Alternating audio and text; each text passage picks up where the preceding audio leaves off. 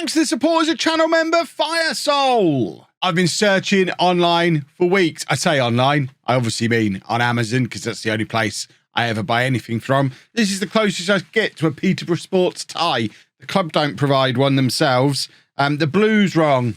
I need a lighter blue. If anyone can send me a link to a tie that matches the Peterborough Sports colours, I would like that very much. I do have a pin on the way from Amazon, but I need the matching tie and, of course, pocket square, because I'm not an animal. By the way, we are still top of the league and in the quarterfinal of the FA Trophy, so that's all good too.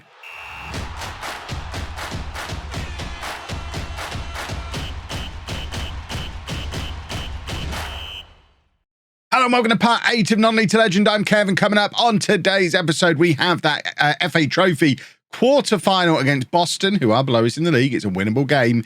And we also have not quite a top-of-the-table clash because they've slipped down a place, but we are away against Spennymoor in a match that has serious promotion connotations. I mean, Boston will still feel that they're very much in this title race as well. But at the moment, we are in pole position and looking strong, but we need 2 big results today, and we are in good form. If we get onto the schedule page, you can see that we did actually only manage to draw against Boston in the league, but we're not going to worry too much about that because we beat Fylde and we've won the last couple of matches as well, and the league table is looking very snazzy. There's been no new transfer stuff since we last met. It seems that we are pretty settled now for this run-in. We are into March. After his exploits in real life at the weekend, I have tried to offer Manish a new contract. I just want to keep the man around. If you haven't seen the match day vlog from the weekend, you should go watch that.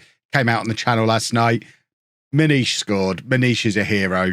Unfortunately, in Football Manager, Manish does not want to discuss a contract with us. He's having a lovely time back in Portugal. And actually, his opportunity to get an English passport is now gone. He's been out of the country too long. So if he came back, he'd have to start the clock all over again. So despite being homegrown in England and homegrown at the club, I think Manish's chances of ever playing in England again are pretty much zero, unless he goes on to become a full Portugal international, which, I mean, it's possible. He was very good at the weekend. Seems unlikely, though. Ronaldo replacement, maybe, for the Portuguese national team. This is the team that we're going to put out there for the quarterfinal in the FA Trophy. I say it is the quarterfinal, isn't it? It is the quarterfinal. These are all the quarterfinals that are going on. So if we do manage to make it past Boston, there's some big teams from the non-league coming up next. I don't think we're going to be winning this trophy, because any of those 6 in the semi-final look pretty scary to me. An away game against Notts County might be fun, though, if they do the same revenue split that they do in the FA Cup. I have no idea if they do or not. But our team is Crook in goal, a back 4 of Addo, Antoine, Johnson, Cameron and Lawler. We've got Nicholson, Abimbola, Kennedy and Sembi Ferris in midfield, and then Onyeka and Carty up front. Come on then, let's get out there. Let's book our spot in this semi-final and hopefully a big match against one of these big former Football League clubs, because we're getting knocked out this round or the next. There's no way we're winning this tournament. If we're getting knocked out, let's get knocked out in style. Let's have a big away day somewhere like Notts County. It's only down the road from Peterborough, but for us, it's an incredible, enormous, massive ground. A club, obviously, with a huge amount of history. It'll be a beautiful semi-final day out, and we wouldn't be upset if we lost that. By the way, we have been playing Lawler at right back a little bit recently. Allow me to explain why that's going on. We don't have any other right backs. So, yeah, that's why Lawler's playing there. He's our captain. I actually thought that was the goalkeeper then. No, it was just the referee having a little stroll around. Why not? Keep up with the play much, referee. Goodness me. Sembi Ferris on the right-hand side, crosses in, looking for Carty. Carty's header makes it past the goalkeeper, and it is goal number 25 of the season for Connor Carty. And I'm looking around the B Arena, having now been there in real life. It doesn't quite look like this, but I mean, it's packed to the rafters. 280 people were in attendance when I was there on Saturday, and we get double that, as you can see, 587 in attendance to a much bigger, more impressive ground. This is obviously a look into the future of Peterborough Sports. I again urge you, if you haven't watched the vlog, go watch the vlog. We had a fun day, but it was an eye-opener. It was very much the most non-league club I have ever been to, and I loved every minute of it.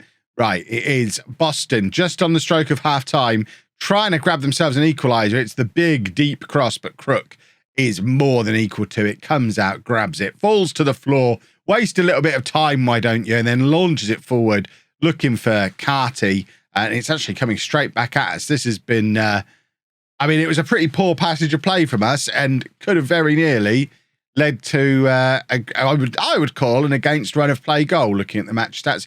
I mean, only marginally, but we have had a much better XG than them. So, you know, XG is what it's all about, especially at this level. Clubs are really into their XG, I've found.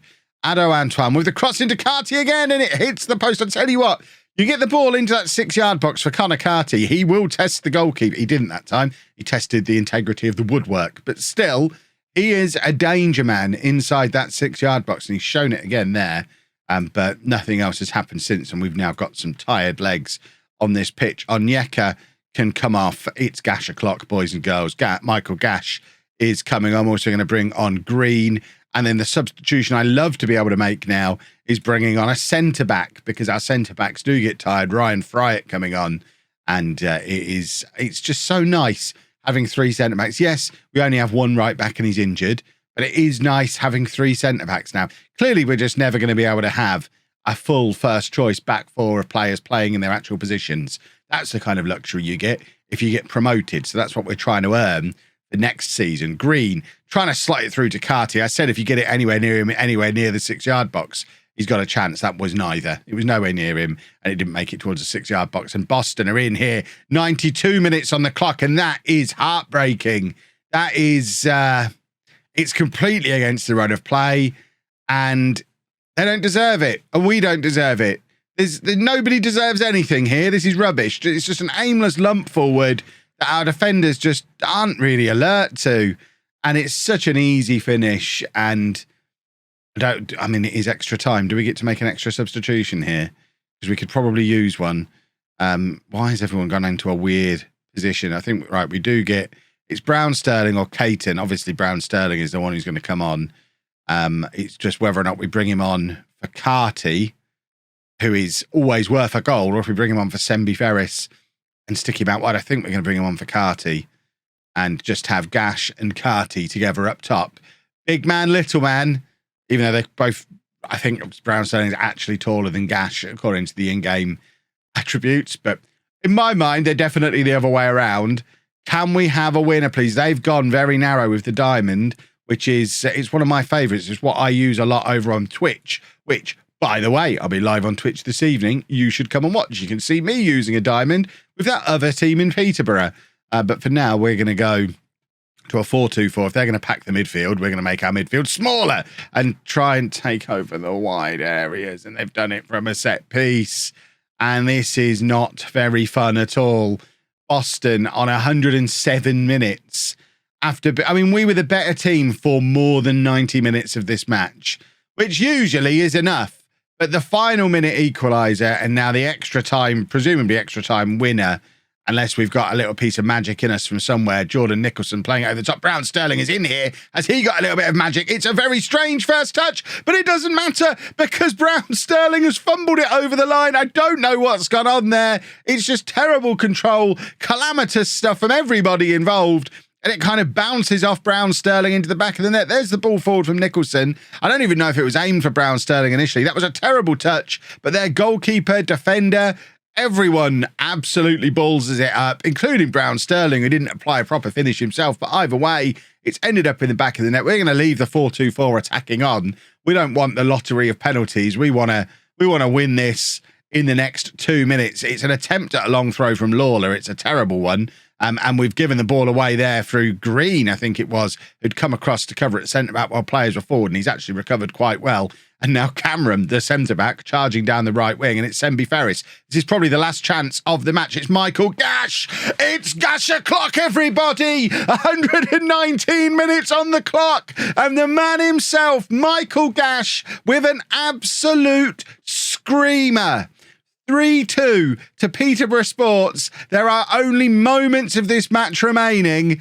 Oh, my word. What a wonderful moment for the man who'll be my assistant manager throughout the entire save. It's GASH o'clock.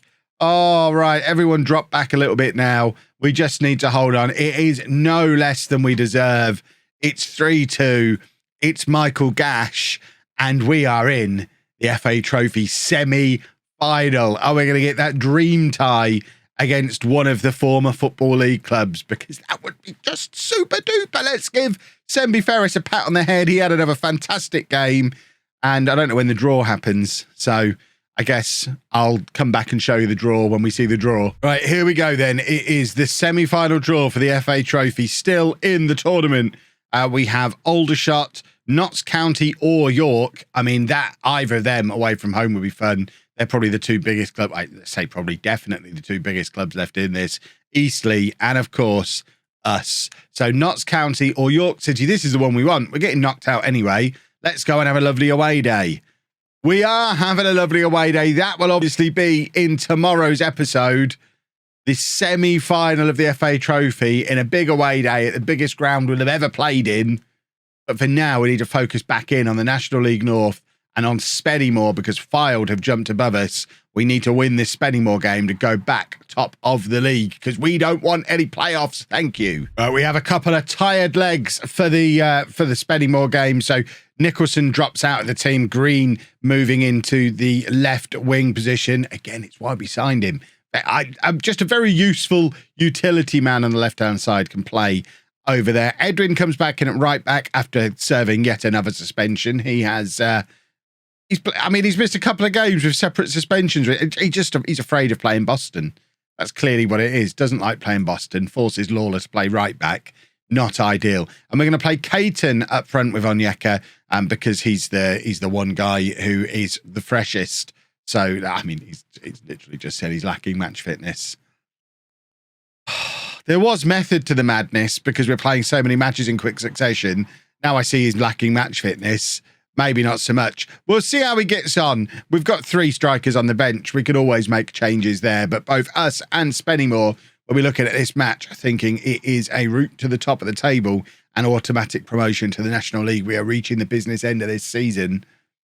There's not many more matches left to play and very few that are going to be as big and important as this one. And it's Lawler with the free kick. He finds Onyeka, who's not in an ideal position for him out wide. He's the big boy we want to keep in the middle. Ball forward looking for Caton, but can't find him. But Green picks it up, gives it back to Caton. And now Green with the cross looking for Onyeka. That's a much more useful position for him to find himself in. And Tyrese Onyeka, the 12th goal since arriving at the club. He has been a huge signing for us. In that target man role, he is deadly with his head. And you saw another example of it there. Caton doing some good work, playing it out to Green. There's the cross to Onyeka, who just leaps like a salmon above the defender who's marking him. And it's 1-0 to Peterborough Sports. And that, for now, puts us back to the top of the National League North, where we deserve to be. And also forces Spennymoor not necessarily out of contention, but it does look a lot more like a 2-horse race. And Connor Johnson, I think, has forced that over the line. It's probably going to be disallowed. It is disallowed. There were so many men in there. I mean, I don't know how you can judge that the guy who scores there is offside, but clearly the linesman thinks better of it than I do and has decided that he was offside, even though I'd like to see your proof of it with no replay available. Crook has come for that, flapped at it, got nowhere near it, and rather than crumbling to the floor pretending to be injured like all goalkeepers usually do, he's got back up again, which has led to chaos. However, we have done a counter-attack, and Caton was both offside and terrible control. So we get the double threat from Caton there, who is likely to be coming off early in the second half. Although, to be fair, he's one of the highest-rated players on the pitch at the moment, presumably because of his contribution towards the goal. He just, I don't know, he's not like the others, is he? That's upsetting. That felt as offside as our second did. I want to have a look at that from the other angle, please, linesman, who managed to spot an offside when there wasn't one before. This one looked like there was one. I mean, I think he's probably being played onside by Ado Antoine at left back. He comes, I didn't see him when the ball was played, but he seemed to come from deep to come across and cover. So I'll allow it, linesman, who's got it in for me. A draw here doesn't really help either of us. A draw really helps Fylde. That's the best result for them. We could do with, could definitely do with finding a winner, and that's got to be a red card referee. He's clobbered him, clobbered Edwin there, and surely the second yellow is forthcoming. It is, which means the red card, Spennymoor down to 10 men, and that is a huge opportunity for us. Once we take Caton off, we'll have a man advantage, and I think we're going to do that substitution now, although Onyeka also looking like he needs to come off. Well, you know what? We'll do the double change up front. Carty and Gash together up front, and fingers crossed we can find a winner from one of those. I mean, that's very nearly snuck inside the post there. I'm not sure Crook has that covered. Can we have a little bit of encouragement, please, boys? I don't know. Do we go attacking here? We really need the win. We're facing 10 men. Do we push the wingers forward again? Not that, I mean, Green can't play further forward, so we can only really push one of them forward. Sembi Ferris dancing around, trying to create himself a crossing opportunity. He's done brilliantly here. Sembi Ferris, the deep cross to the far post. Green. He is the least wanted player. I love him. I love you, Cameron Green. Don't get me wrong, but I would have rather had Carty or Gash getting on the end of that cross. I'm sure you'll understand. Right, we are going to make another change here, and I'm wondering if we get Brown Sterling on for Green and really go for it. Or even we'll drop Green back, and we're going to bring Brown Sterling on here, and we're going to do this. I'm going to stick Sembi Ferris over to that side where he can be an inverted winger. I know we're 1-1 away from home against one of the best teams in the league. A draw just doesn't help us. We need a win. We're against 10 men. We've got to roll the dice a little bit. It might backfire, or we might go top of the league again. At this point, I mean, we may as well lose if we're going to draw, because it doesn't, at one point, doesn't make a difference. There's the ball from Sembi Ferris. It was very nearly double Gash o'clock. I think he's offside anyway, but Michael Gash getting on the end of the cross. He really wants to be the hero of this season. It's going to be the only season he plays in the save. I'm going to be forcing him to retire and become a member of the coaching team in the summer. Because, I mean, he's not good enough. But for now, I want him to be the hero. Carty wants to be the hero. It's a fantastic double save from the Spennymoor keeper. That was unacceptably good from him.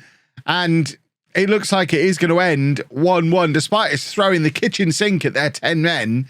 I mean, we are still only 1 point behind Fylde. We've got a better goal difference. It's not the end of the world, but it does leave Spennymoor in the mix and hands advantage for now.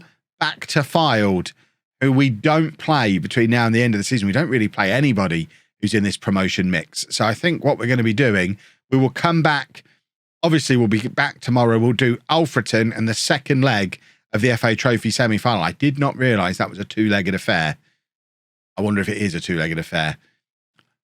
We'll definitely show that match or one of those matches with a league game tomorrow, and hopefully, I mean, imagine if we could get automatic promotion and win the FA Trophy. They should build a statue outside B Arena if that happens. Of me, obviously, just to clarify. If you've enjoyed that, please make sure you leave a nice big thumbs up on the video. I've not asked earlier on in this video, but I would still like 5,000 an episode of those if we could do that. It really does help. Thank you. Subscribe for daily Football Manager videos, and thank you very much for watching.